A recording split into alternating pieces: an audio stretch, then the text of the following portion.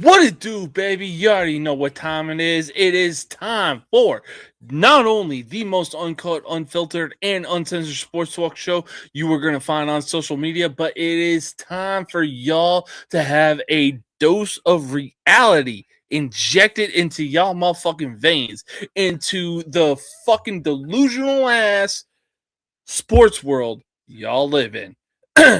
Now, before we get started, be sure to click the link in the description of this video and be sure to click on the tab that says truevictory.com. They are veteran owned, veteran operated, and let me tell you, they have some awesome product. They have awesome t-shirts. Whether you are a college football fan, they got your colors. Whether you just want accessories in general, they got what you're looking for. They got gym bags. They got decals. They got whatever you are looking for. I'm telling you right now. Now, once you're sure that you have found what you're looking for, be sure to use the code NoMercySports15 for 15% off your entire purchase. Now, that aside, we got a great show lined up. We got a lot of stuff to talk about. Why? Because NFL season is here and I cannot fucking wait. Granted, it is preseason, but again, I cannot wait for it. So, we got a lot of stuff lined up. So, having said that, let's get right into it.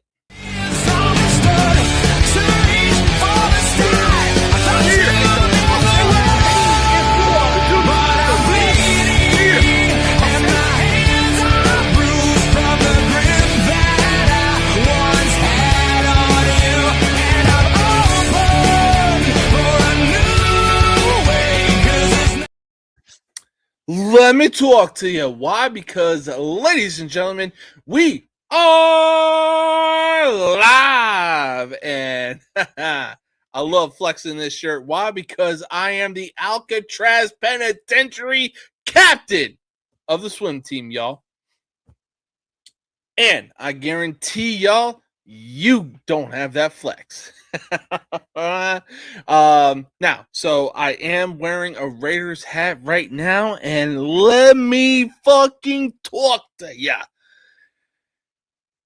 We got NFL preseason right now. And look, people are going to say, oh, well, you know what? You know what? People can really say that, oh, well, the Cardinals, it was their first practice leading up to the Hall of Fame game, and then Carson Beck decided to show out. Yeah, well, guess what? That's fucking preseason. That is preseason. Preseason is a hell of a lot different than the regular season. And if you don't believe me, look at what Shedeur Sanders did last season when people were fucking praising this guy.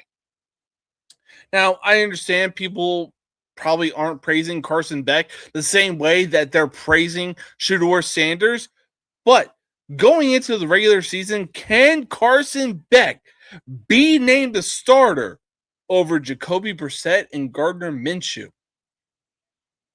I don't know. I mean, hey, Gardner Minshew really has a solid argument for himself because the run he went on, man, oh man. Like, we were literally making Chuck Norris memes of Gardner Minshew with the run that Minshew was going on about a year or two ago. Now, do I think Carson Beck will be the starter going into this season? The probability is high. I'm not going to deny that because, I mean, look, don't get me wrong. I respect Jacoby Brissett and everything like that. Solid backup. Keywords, solid backup. Jacoby Brissett was, and always will be known as a backup quarterback. Who's going to know him as a starting quarterback? I mean, the proof is in the pudding for Jacoby Brissett. You can't tell me otherwise. Now, as far as Gardner Minshew goes, yeah, I honestly think that I truly believe that Carson Beck could really be the starter over Gardner Minshew. Because the fuck do you mean? Like, this is the Arizona Cardinals we're talking about. The oldest franchise in NFL history who has never won a Super Bowl. Their closest chance was Super Bowl 43 against the Pittsburgh Steelers, and they couldn't get the job done. But you mean to tell me that Carson Beck has to go up Jacoby Brissett and Gardner Minshew for the starting position going into this season? I honestly think, yeah, I really do believe that Carson Beck will be the starter going into this season. Because right now, right fucking now, Arizona fans really want to believe or really want to blame Kyler Murray for whatever the fuck was going on in Arizona. And look, I was on that same boat as well. They really want to blame Kyler Murray for what happened because he was so focused on playing Call of Duty. And now that he's not the quarterback anymore, and people are seeing the practice footage from the Arizona Cardinals, they're really backtracking. Like, oh, you know what? Maybe it wasn't Kyler Murray's fault. No shit, Sherlock.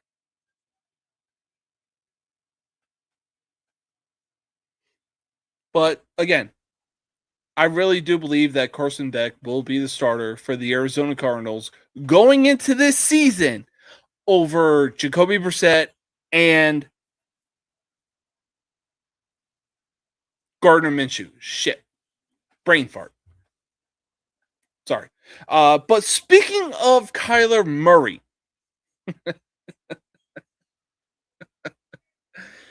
the Minnesota Vikings really wasted, keyword wasted, a draft pick on fucking JJ McCarthy. I called it from the fucking get-go that this dude was just like I had no hopes for this dude. This JJ really got carried by the fucking team that he had in Michigan. Yeah, he started 10 games. Yes, he also went 6-4 in those 10 games. But guess fucking what? Defense is also a thing. It truly is. And I'll tell you what, Justin Jefferson is getting real pissed right now because of the amount of quarterbacks that he has seen. Murray,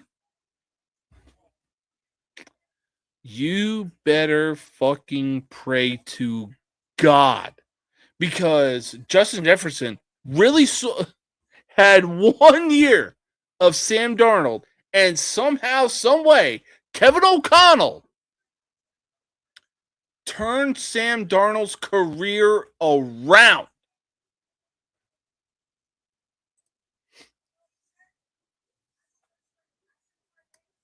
Craziest thing is, Sam Darnold is now a Super Bowl champion.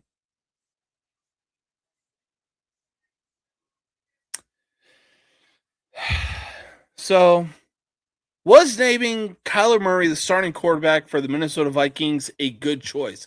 Yes. Yes, the fuck it was. It was a insanely good choice for the Vikings to name Kyler Murray as their starting quarterback over JJ McCarthy. Because the fuck you mean that in 2024, he, what was it, has an ACL tear fucking can't play the entire season? That's crazy. People really think that J.J. McCarthy was going to be that dude for the Minnesota Vikings. Nah. He was never that guy. Yeah, he went 6-4 in the 10 games that he played. But guess what? He was never going to be that fucking dude. So, honestly, I truly believe that the Vikings naming Kyler Murray as their starting quarterback going into this season was easily the right choice. Because, again, if Kevin O'Connell can turn around Sam Darnold's career, hey, sky's the limit. Well, I mean, unless you're Kyler Murray, because Jesus Christ.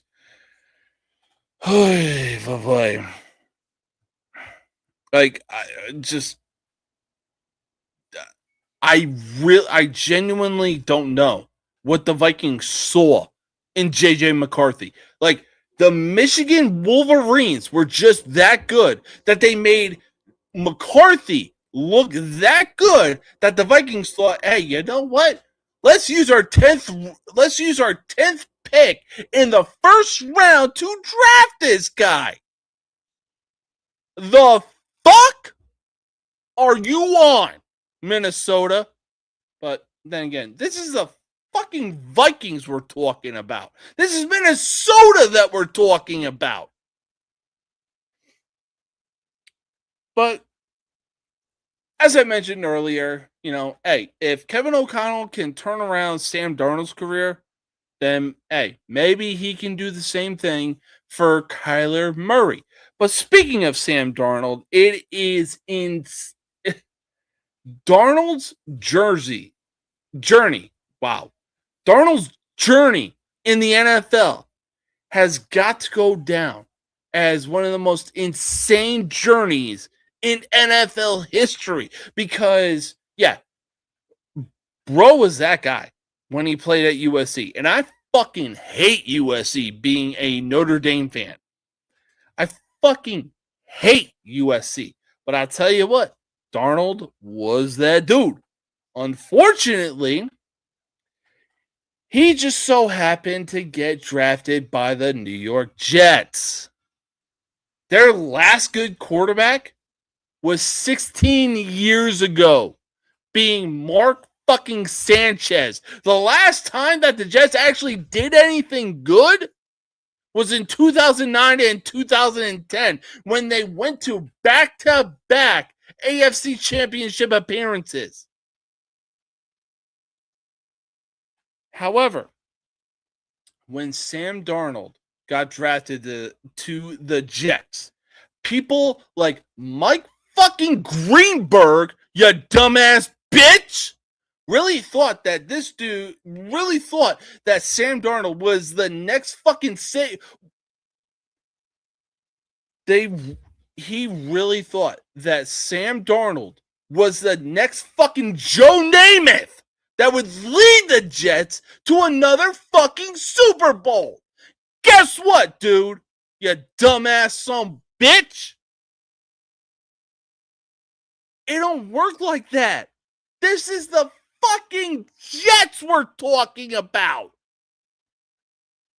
They literally set up Darnold for fucking failure the literal second that he was drafted to the Jets.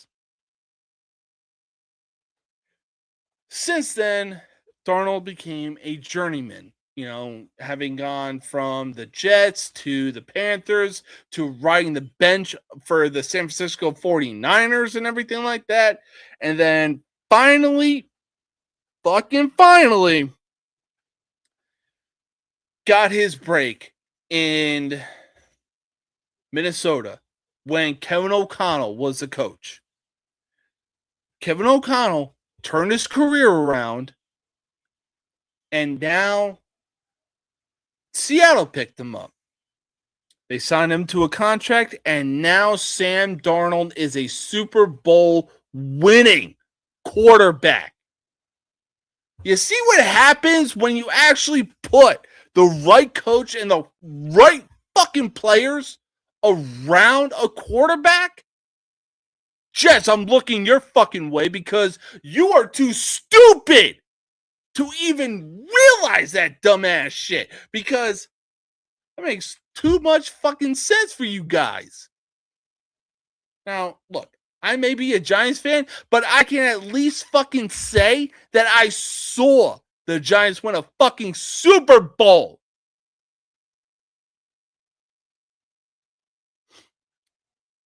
That's not the case, though. The case is Sam Darnold is a Super Bowl winning quarterback, and the Seattle Seahawks are Super Bowl champions. Having said that, can Sam Darnold and the Seahawks run it back this year, or will the Rams be the spoiler? Honestly, I think the Rams are going to be the spoiler because, look, I know that Matthew Stafford is coming off a MVP season this year. The Rams also have Puka Nacua and Devontae Adams, two of the best receivers in the game right now.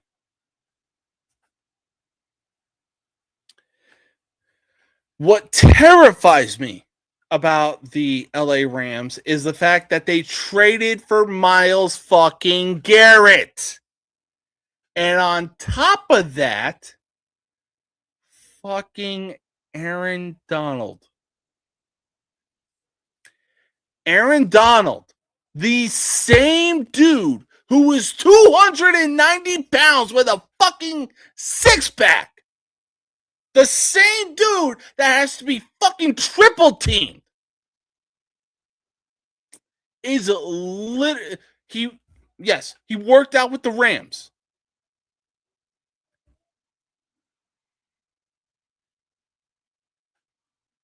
But the rumors going around are the fact that he might return to the NFL. The fuck you mean he might return to the NFL? Because so help me God, if him and Myles Garrett are on the same fucking team,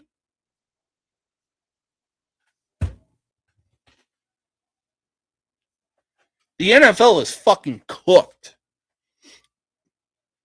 I swear to God. If Aaron Donald returns with Myles Garrett on the fucking Rams, the NFL is fucking cooked. It is cooked.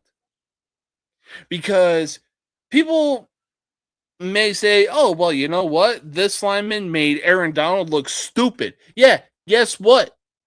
What are they going to do against Myles fucking Garrett? Because if Aaron Donald returns, if he does, the entire offensive line might literally have to gang up on Aaron Donald while you're leaving Myles Garrett fucking free.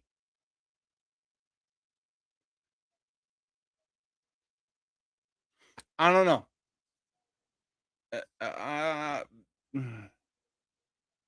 I honestly don't know.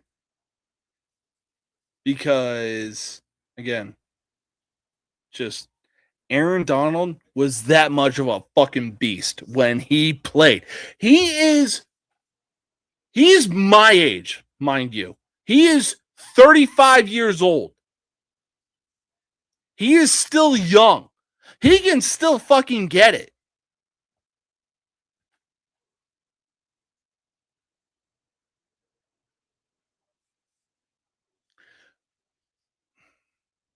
I'm honestly worried.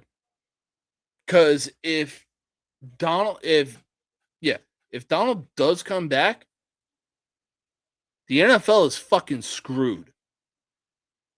Like, we are literally gonna have to call up everybody that was in Avengers Endgame. And yes, that is also including Thanos and his fucking crew to stop Aaron Donald and Aaron Donald alone.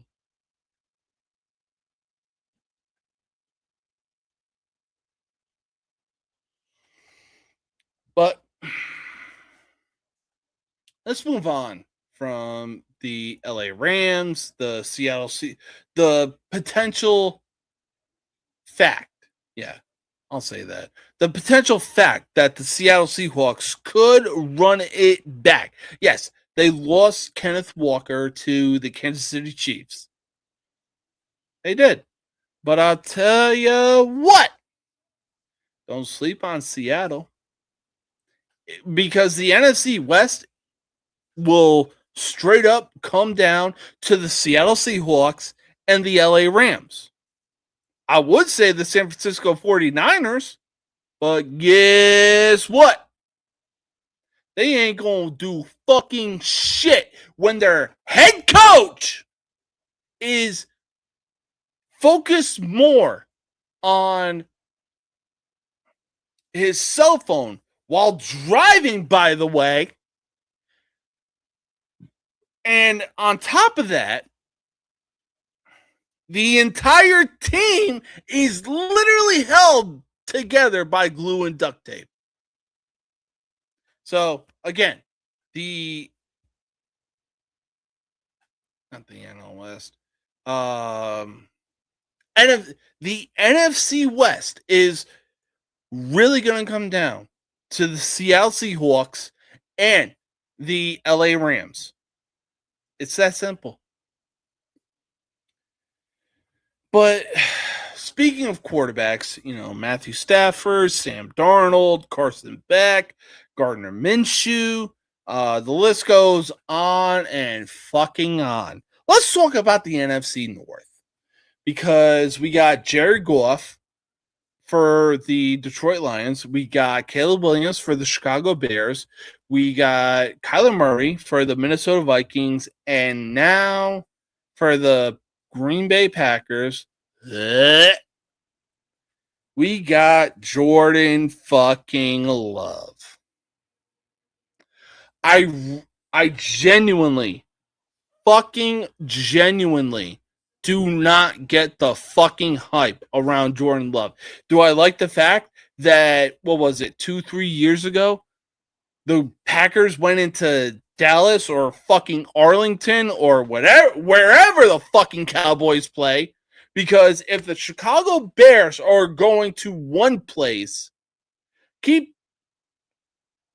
and y'all want to say that the Jets and Giants play in a different state, keep that same fucking energy for the Dallas fucking Cowboys who play in fucking Arlington, which is an hour outside of fucking Dallas, by the way.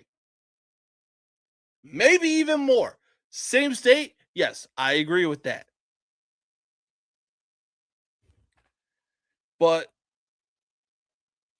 I genuinely do not get the fucking hype around Jordan Love. Look, yeah. He has actually kept the Green Bay Packers in playoff contention. He's kept the Green Bay Packers in playoff talk. Hell, Aaron Rodgers did the exact same thing. But the fuck are you on that you really think that outside of Aaron Rodgers, Jordan Love can lead the Green Bay Packers to a fucking Super Bowl win? Having said that, though, is Jordan Love the most overhyped quarterback in the NFL? Outside of Dak Prescott? Yes, the fuck he is.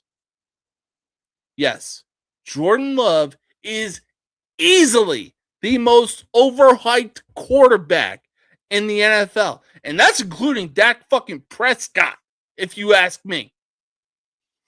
There are, actually, that's also including Brock Purdy. Brock Purdy was Mr. Irrelevant in his draft class. The only reason that Brock Purdy looks good is because of the fucking players that he had around him, which is the same goddamn reason that Magic Johnson won Finals MVP as an NBA rookie, because the fucking stars aligned. The stars and planets aligned.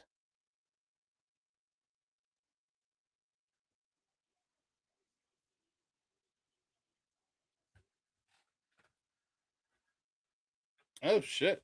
Sorry. I got SmackDown on right now, and Kevin Owens is owning CM Punk on the mic right now. Hang on.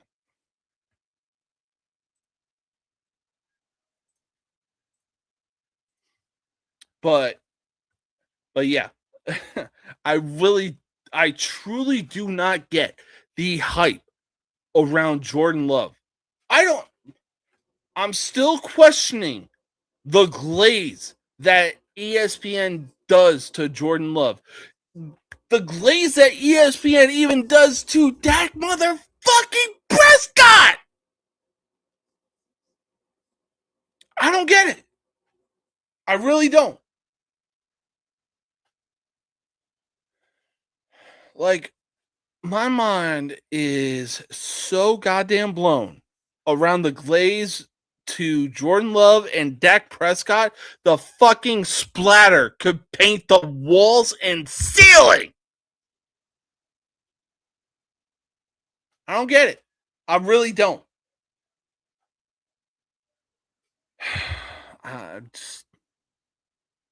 It's insane.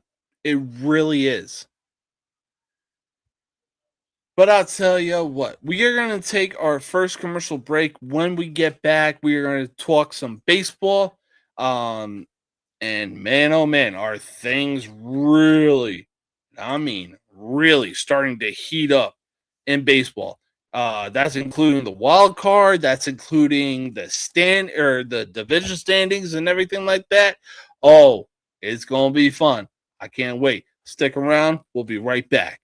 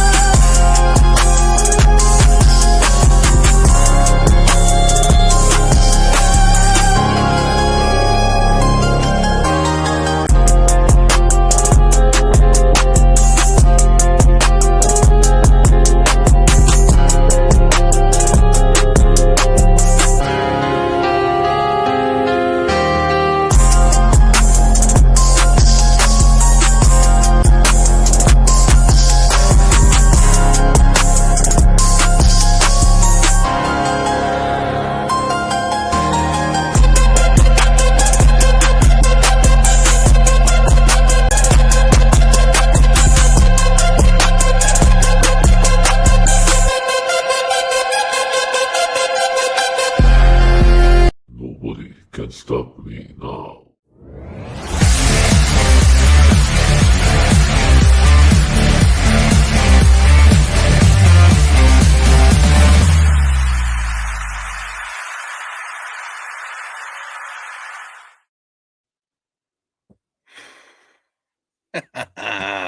Welcome back, y'all. Welcome back.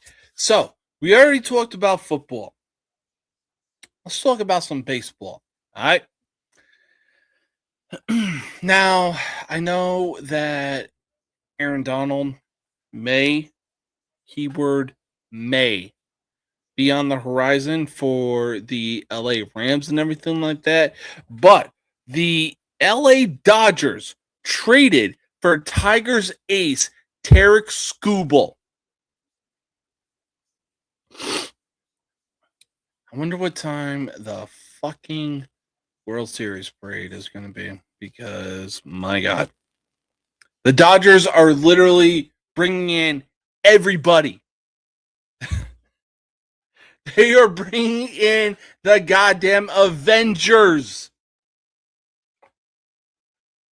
Now, if, and I mean if, Aaron Donald were to return to the Rams after having a workout with them, would 2026 belong to the city of Los Angeles? Yeah. I'm not even going to fucking sugarcoat it. Hold the fuck up. Yeah. 2026, if Aaron Donald were to return to the LA Rams, 2026 would definitely belong to the fucking city of Los Angeles. I mean, the Dodgers have literally traded or signed for everybody. They bring in Shohei Ohtani. He is a back-to-back NL MVP. We literally saw Yoshinobu Yamamoto and Roki Sasaki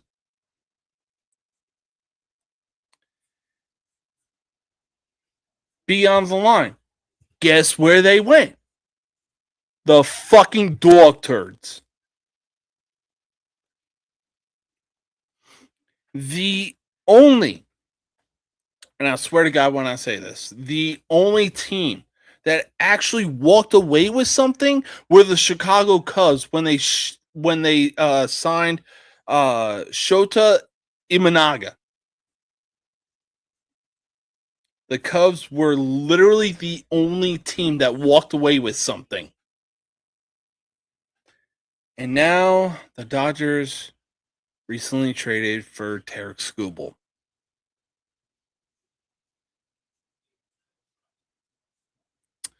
We are, regardless of the outcome of this season, we are about to see a fucking lockout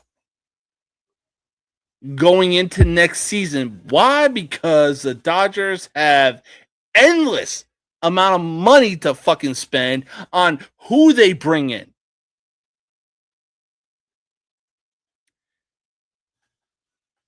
So, when there's no baseball in 2027 next year, you can fucking thank the Dodgers for that. Because they will literally sign and trade for anybody. Now, I get that Casey Mize was traded to the San Diego Padres and everything like that.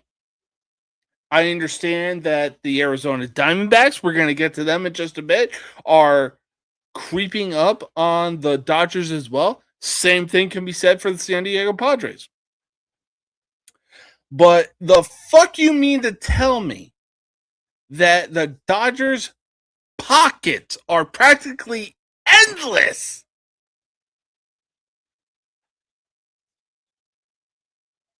Yet somehow, some fucking way, people are still like, oh, fuck the Yankees, fuck them, this, that, the other. The Dodgers are the new fucking villains in baseball. And your fucking go-to is the goddamn New York Yankees in the 90s? Get the fuck up out of here. Get the fuck up out of here.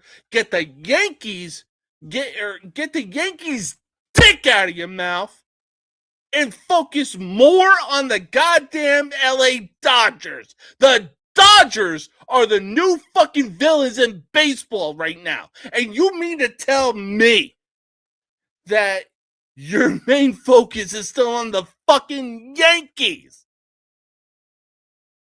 Unfucking real. Unreal. Like, the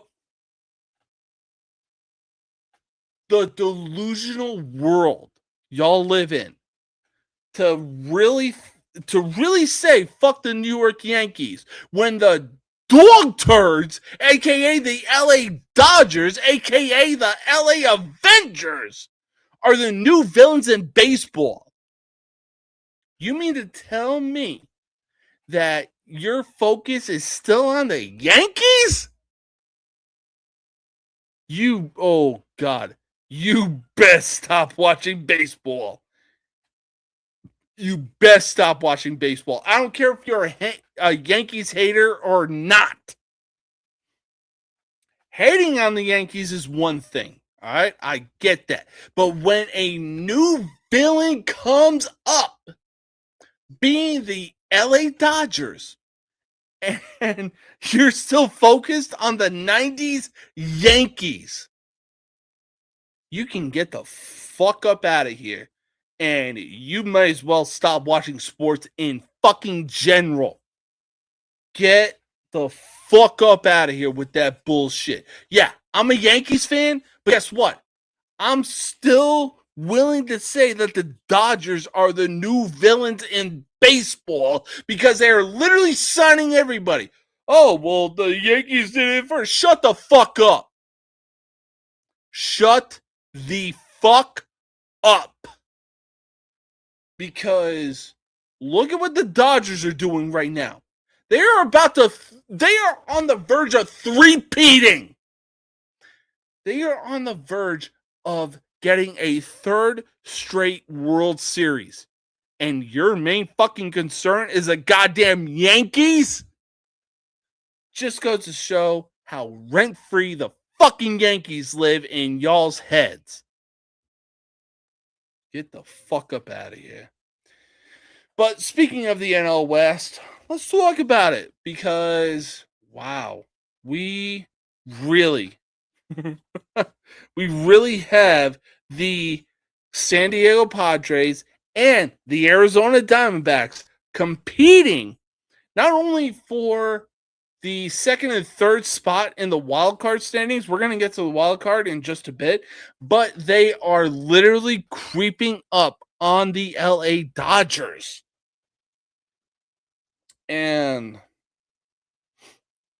let's talk about the Arizona Diamondbacks because, for so long, the Dodgers had at minimum, 15-game lead in the NL West. Now, with about 40 games left to go in the season, both the Padres and Diamondbacks are about 8, maybe 9 games back from the LA Dodgers. We're going to stay away from the Padres. We're going to get to them in just a bit with the wild card and everything like that. Let's talk about the Arizona Diamondbacks, a.k.a. the Answerbacks. Now, Arizona has been playing some insane baseball. Yeah. What the fuck they were thinking of dropping key games to the Colorado Rockies is beyond me. I honestly don't know. But they bring up Walt Schmidt. All of a sudden, they're all of a sudden they're real hot on the Dodgers' tail. But right now, can Arizona get hot at the right time to catch the Dodgers as we draw closer to the playoffs? I really think it's a possibility. I really do. I mean, look, I know that they dropped key games to the Colorado Rockies and everything like that. They definitely should not have dropped games to the Rockies. But I honestly think that Arizona can really make up for it and get the ground back and be very hot on the Dodgers' tail. I really do. I honestly think the same thing for the San Diego Padres because, the Phillies and Diamondbacks are tied for the final spot in the wild card standings. And on top of that, the San Diego Padres are also in the second spot in the wild card standings. I mean, look, I really think that the Phillies really could get a spot in the wild card standings, but I ultimately believe that the final spot really could come down to the Padres and the Diamondbacks. So, speaking of the wild card, it blows my mind with the fact that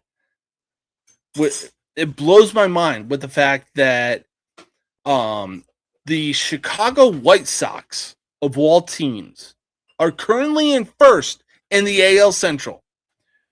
Going into this season, I had little to no hopes for the Chicago White Sox.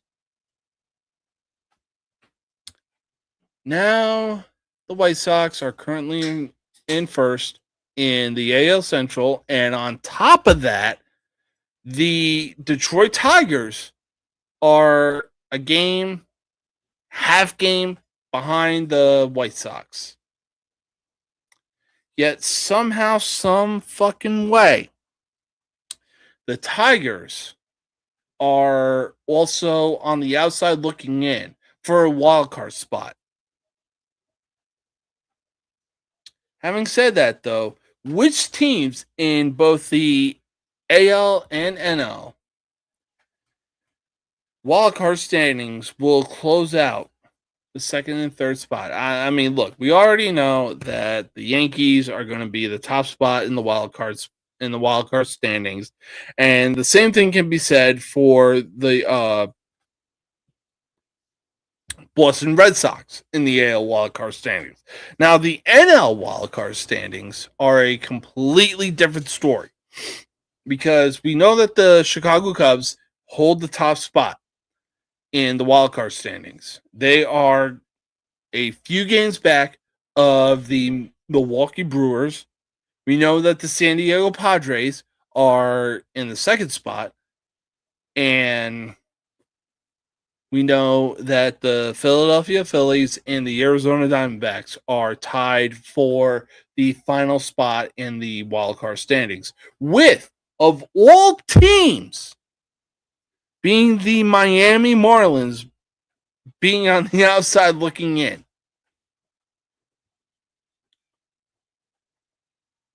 This is going to be interesting. It really will be. It's going to be interesting to see how things unfold for not only the NL wildcard standings, but also the AL wildcard standings. Because I'll tell you what, do not sleep on AJ Hinch.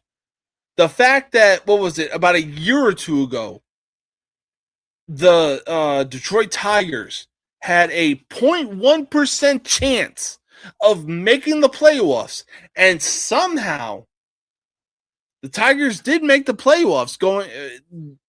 They secured a spot in the wild card standings.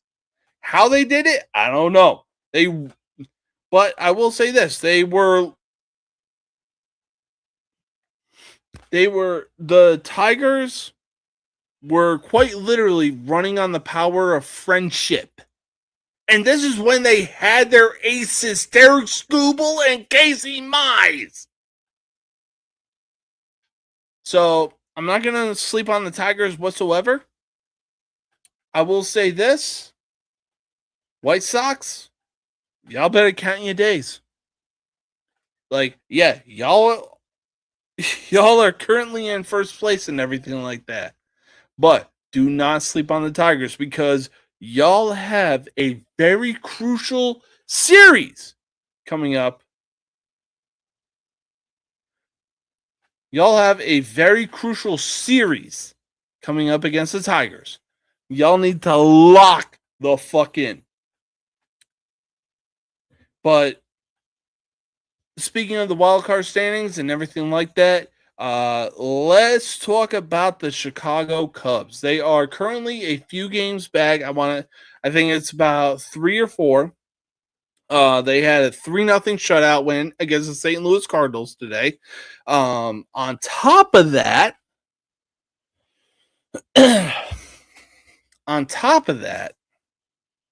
the Brewers are in a series against the Dodgers right now.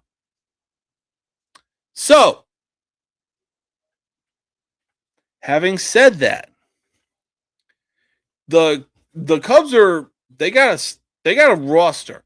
All right. They got Nico Horner, Carson Kelly, Ian Happ, obviously, and then the main guy on the roster, Pete Crow-Armstrongbe. This dude literally turned his career around by switching up his stance. He really did. If you don't believe me, look at the film. Look at it. Because he really changed his career around by adjusting his batting stance. The crazy thing is, call me crazy, but he really could be a dark horse for NLMVP. This man has about under 30 home runs, batting just under 300. His RBIs, hang on. Let me make sure I got my fucking facts straight.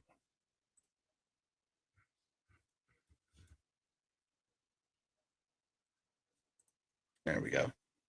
Yeah. So PCA is batting a 279. He has 27 home runs and his RBI, and he's sitting at 73 RBIs. Guess who the go-to guy is going to be for NL MVP? I'll give you a hint. It ain't PCA. It's going to be Shohei Ohtani. Because I'll tell you what right now. At least PCA is consistent enough to actually be considered to be in the NL MVP conversation. Unlike Cal fucking Raleigh. Now, stats aside, could Cubs outfielder Pete Crow-Armstrongbe be a dark horse for NL MVP? Yes. Yeah, I really, really think he could. Because, yeah, he doesn't have the stats to back it up for offensively for NL MVP, but I'll tell you what, he is entertaining enough in the outfield to be considered to be in the conversation for NL MVP. I really think he could be a dark horse for NL MVP. Like, I know that Kyle Schwarber was also in the running for NL MVP last season. And Shohei Ohtani won it, but look, I love Schwarber, but what PCA is doing this season, yeah, I will 100% say he could be a dark horse for NL MVP.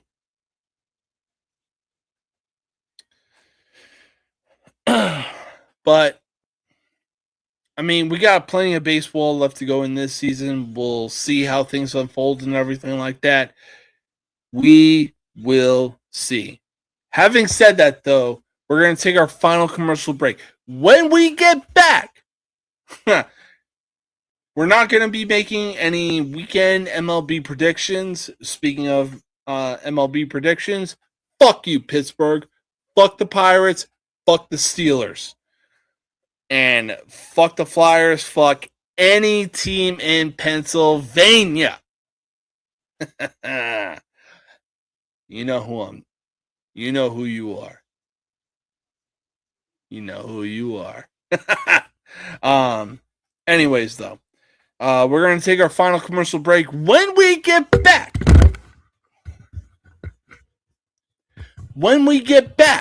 we are going to do a top 5 list of the top 5 rap debut albums. Oh, this is going to be fun.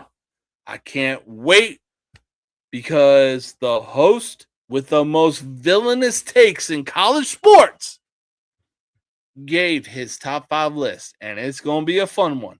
Stay tuned. We're going to be right back, y'all.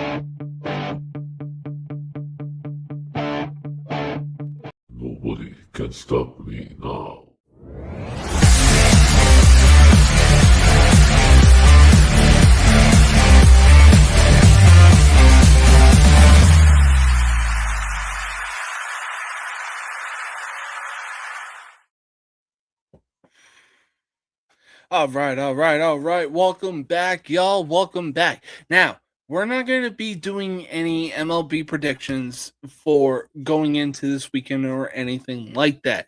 But speaking of the MLB, fuck the Pittsburgh Pirates, fuck the Steelers, fuck the Flyers, fuck anybody that has to do with the state of Pennsylvania. You know who the fuck you are, bitch. Now, we're not going to be doing any MLB predictions. We are going to do something different. We are going to do a top 5 list of the rap debut albums. And ooh, woo, I've been looking forward to this because I see no wrong. I really don't.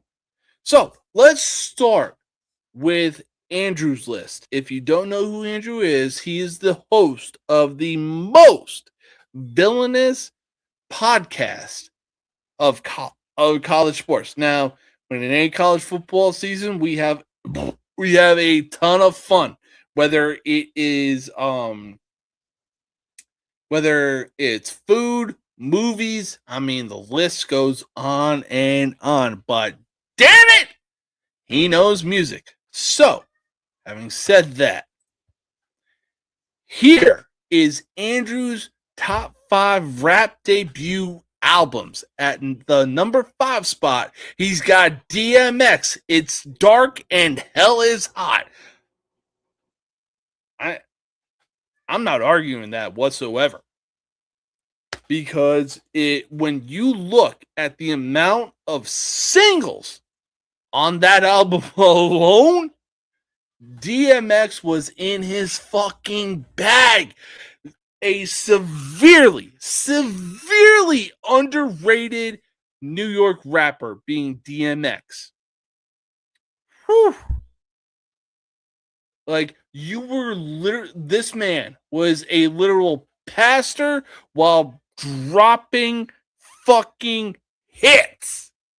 I dare you to tell me I'm wrong. Coming in at Andrew's 4 spot, Nelly Country Grammar. Oh my God. I couldn't agree more. Nelly straight up said that his era of rap was the toughest in music history. And honestly, I couldn't agree more because he was going against DMX, he was going against Eminem, Dr. Dre, Nas, Ludacris. The list goes on and on. The craziest thing, the craziest thing about what Nelly said, oh God, I'm so caught up.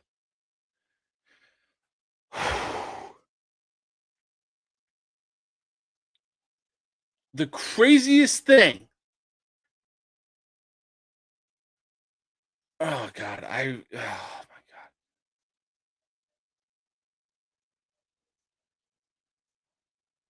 God. I got nothing because Nelly was in his bag. Or actually, I do got something.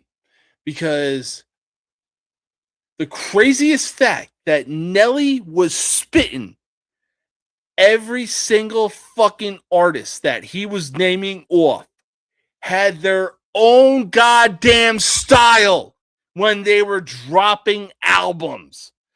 I'm talking they were dropping no skip albums. They had their own style. They really did. And I dare you to tell me I'm wrong. Because at the number 3 spot, Andrew has the Eminem Slim Shady LP. Oh my God. Woo! Woo! The another no skip album. Eminem was in his bag when he dropped the Slim Shady LP. But I'll tell you what, when the Marshall Mathers LP dropped, oh my God, we all tuned in. But the Slim Shady LP is what started the snowball effect. It really did. Now, for Andrew's number 2 spot, he has Nas Illmatic. Oh my God. This couldn't be more true.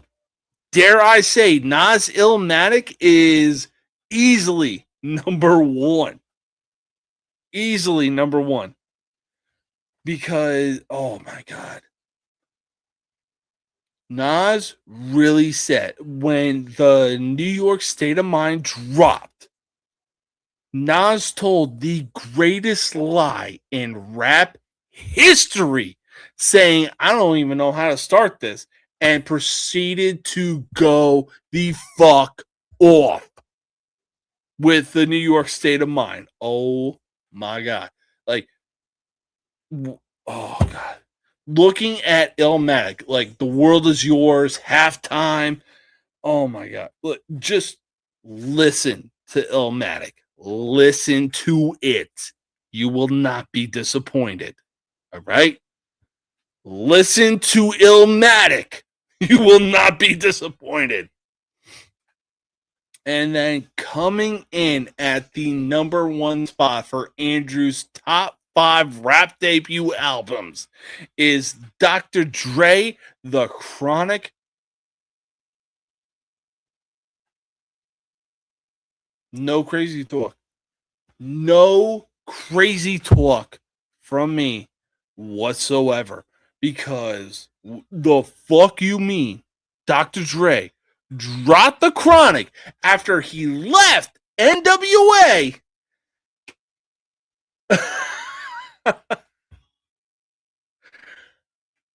The fuck you mean he dropped The Chronic after leaving NWA?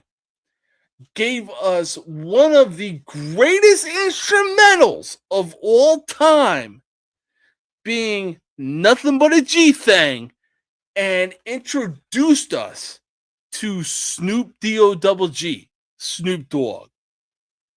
Oh my God. The Chronic, yeah, you get no crazy talk from me whatsoever. Dr. Dre's The Chronic is easily on this list. I have nothing bad to say about this list. Nothing bad to say about this list whatsoever. This is an awesome list. Again, nothing bad to say about it whatsoever. But I'll tell you what. This is my list. So, for the honorable mentions, I mean, this was tough to come up with, in my opinion. This was easily tough to come up with, in my opinion. But you already know, I had to include the honorable mentions of DMX, It's Dark and Hell is Hot. Again, I have nothing bad to say about that album. Because the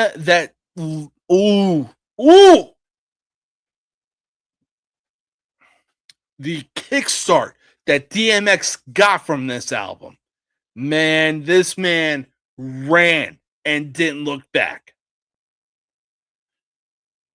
Coming in at the number 2 spot on my honorable mention list has got to be Biggie Smalls' Ready to Die. Because, oh my God, when you look at Biggie's album, Ready to Die, oh my God. Biggie was in his goddamn bag when he dropped Ready to Die. I dare you to tell me I'm wrong. And to close out the honorable mention list, yeah, Nelly, Country Grammar. Oh. Again, he made a song called Country Grammar. When he did EI, oh my God. Again, Nelly was in his fucking bag. And again, he had to go up against some serious fucking rappers who all had their own unique sound. But coming in the number 5 spot, arguably the greatest rap group of all time. I dare you to tell me where the fucking lie is. At the number 5 spot, the Wu-Tang Clan enter the 36 chambers. That is a literal no-skip album. Tell me I'm wrong. Tell me I am fucking wrong that Enter the 36 Chambers is a no-skip album. Because, oh my God, when you listen to that shit, it is literally every member of the Wu-Tang Clan just going bar for bar. So, yeah, I had to include Enter the 36 Chambers for the Wu-Tang Clan. I had to. Fucking fight me. But at the number 4 spot, NWA, Straight Outta Compton. Now, granted, Ice Cube wrote a good majority, or wrote the lyrics for a good majority of the hits on Straight Outta Compton. But I tell you what, everybody else was in their bag. REM, Yella, fucking Dr. Dre. We're going to get to him in just a bit because he's on the number 3 spot. But, man, oh, man. Straight Outta Compton, they were literally rapping about what they were seeing in the streets of Compton when it was that bad. Yes, it really was that bad. And if you don't believe me, listen to the song, Fuck the Police.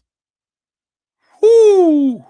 Or, again, as the album is titled, listen to Straight Outta Compton. Ooh. There is nothing but hits on NWA Straight Outta Compton. I'm telling you right fucking now. Now, coming in at the number 3 spot, Andrew had this at his number 1, but man, oh man. There's a reason why 2 and 1 are taken. But I couldn't agree more. If Dr. Dre, The Chronic, isn't on your top 5 list for debut rap albums of all time, you need to be fucking studied. You really do. Because The Chronic is one of the greatest rap debut albums of all time, and it's not even close. Look at the playlist that The Chronic has to offer. But coming in at the number 2 spot, man, oh man, was 50 Cent on a mission when he dropped Get Rich or Die Trying. 50 Cent really dropped a party album and a diss album all in one. This man dropped Wanksta, In the Club, PIMP, 21 Questions. The list goes on and on. Like, What Up Gangsta? Look at the track list of Get Rich or Die Trying. I dare you to tell me where a single bad song is in that album.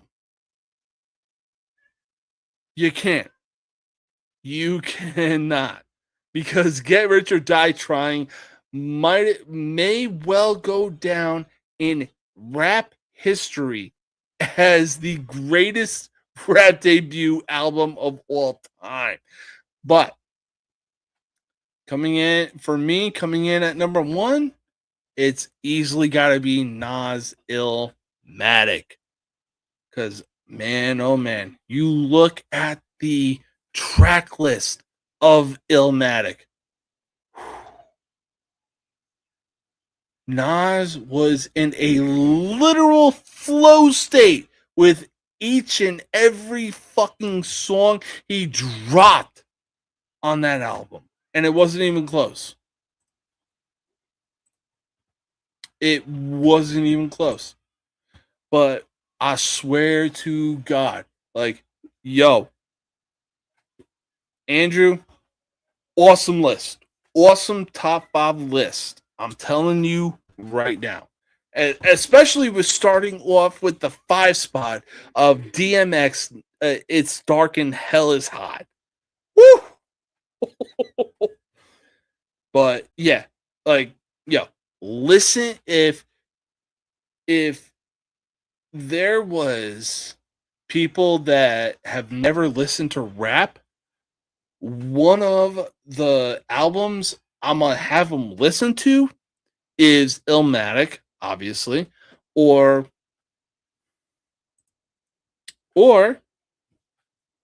Dr. Dre's The Chronic. And then if they're still not convinced, I'm having them listen to 50 Cent's Get Rich or Die Trying. Because, oh my God. Get Rich or Die Trying is a literal fucking no skip album. Listen to any of the albums that were mentioned. Listen to them.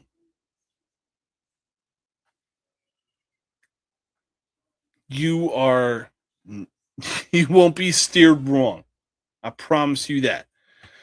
All right, but that about wraps up tonight's episode of No Mercy Sports. I hope every single one of y'all, the 52 people that tuned in for tonight's episode, I hope y'all enjoyed the reality that got injected into your veins, because oof, y'all fucking need it. I swear to God.